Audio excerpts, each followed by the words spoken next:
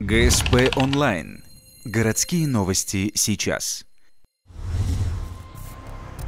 В Ухте закончено расследование убийства. 21 мая невдалеке от ночного клуба по улице Машиностроителей был найден труп 29-летнего мужчины. Причина смерти – колото-резанное ранение. Как показало вскрытие, единственный удар попал в сердце. Ухтинец скончался в течение нескольких минут. По горячим следам был найден предполагаемый убийца. Подозреваемый работает в одном из крупных градообразующих предприятий, однако характеризуется посредственно. За спиной погашенное судимое за хулиганство, а также неоднократные привлечения к административной ответственности. Потерпевший и обвиняемые наши ранее были незнакомы.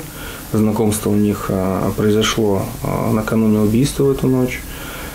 Соответственно, также было установлено совместное распитие между ними спиртных напитков. Соответственно, мотив – внезапно возникшие личные неприязненные отношения.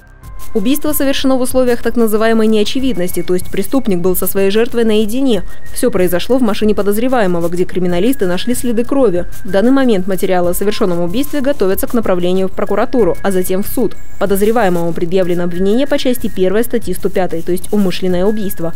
Санкция статьи предусматривает от 6 до 15 лет лишения свободы.